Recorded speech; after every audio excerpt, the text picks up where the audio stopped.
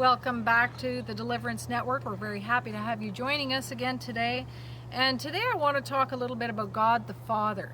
And before I talk about God the Father, of course, the third person of the Holy Trinity with Jesus and the Holy Spirit, I just want to say that when it comes to describing the heavenly, we are obviously, anyone who is speaking about it, visionaries on the Watchtower, etc., we're all doing it through the lens of our own human nature.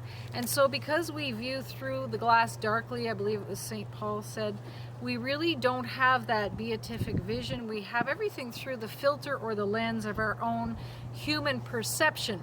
And so, especially when it comes to God the Father, I think we have a hard time visualizing what he looks like, what he sounds like, what he truly is in his essence. And of course, we are told he is love.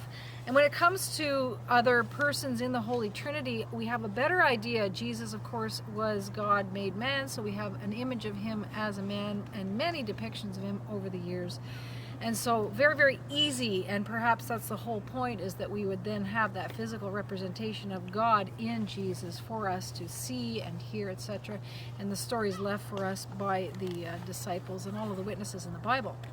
And so with the Holy Spirit, we can also fairly easily imagine the Spirit as creative energy, power, and we know it's invisible and not seen. When it comes to God the Father, a little bit harder to describe. And myself, I've had several experiences of God the Father over the last 21 years, but I still can't say I could accurately describe the Father to you. I can describe his essence. I can definitely describe how he has sounded to me when he's spoken to me over the years. And I have had an experience of seeing his face, which I've described in another segment that we shared with you sometime in the past few years. But I just want to start out by sharing a message from 2006. It was a dream experience, and it had to do with how God can impart in one moment divine illumination that shows us things that we could never possibly attain to in our normal life. It's sort of that little bit of divine inspiration, divine spark, divine enlightenment, as it were. And in this dream experience, I was walking around and I was in this room, and then I came around a corner and saw these massive stone, ivory, damask-looking circular pillars and heavy curtains that hung from ceiling to floor. And it was a very, very large curtain. And we've also heard almost God the Father like that being veiled behind the curtain. And I think often of Jesus' death and how the curtain was rent in two, and how when you're experiencing God the Father, it's not as straightforward. But in this dream experience, I was marveling at how illumined or enlightened one could be in an absolute instant about the mysteries of God. And he can impart interior learning and knowledge, and I know quite a few people have probably experienced that out there. And I was marveling how he was doing it with me. And this is back from 2006, so one of the earlier messages. And then at the end of the dream, it had me slowly coming from sleep, singing Love Me Tender. And this song just, beautifully playing over me. And I was feeling this beautiful love and tingling all over, and feeling of this song of Love Me Tender being sung to me by God the Father. And when I liken this to other experiences I've had of God, he has appeared in different manners, in different ways with me over the years. In one experience, he literally gave me a firm dictated message that sounded like talking thunder. His voice, each word was like a footprint of a giant smashing on the earth. So very, very powerful experience of God the Father. And he said, though you shall not suffer for the finiteness of your mind, I shall illumine you to know my word and understand my message.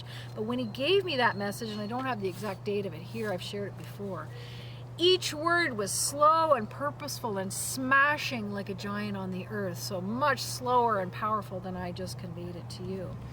And in another experience where I had interlocution and received a long dictated message, and I knew it was from God the Father, not Jesus. And each message was each line of the message was given very slowly so that I could write it down. It was a very gentle voice. It wasn't anything like the talking thunder. And other times when I've experienced God, I've seen his power, I've seen his majesty. When I saw the face of God after being brought, through galaxies, etc. in spirit, his face seemed like a radiating sphere of this crackling, fiery energy with this beautiful, warm, luminescent light, yellowish white light. And so I cannot convey accurately God the Father in his essence. That's going to be something for the beatific vision. And some of the visionaries, I've read some books out there, not necessarily books that have been approved by the Catholic Church, but there's one book by Wendy Alec, and I think it's called Visions from Heaven, where she has a lot of experiences of God the Father. And in many of them, she says as she approaches the throne room, she can't even see the being seated on the throne for the overwhelming power, glory, and white light that cascades and emanates from the being of God the Father. So his presence is too amazing to even behold, and too overpowering by his light and his power and his energy, which is, of course, love. And so I just wanted to share that God the Father can bring you along very, very quickly and suddenly in the spiritual journey. Often he does it very unexpected when you would least expect it. I've got to say I never expected it at all in my journey the last 21 years, and was very, very surprised at each of the things that he has done with me.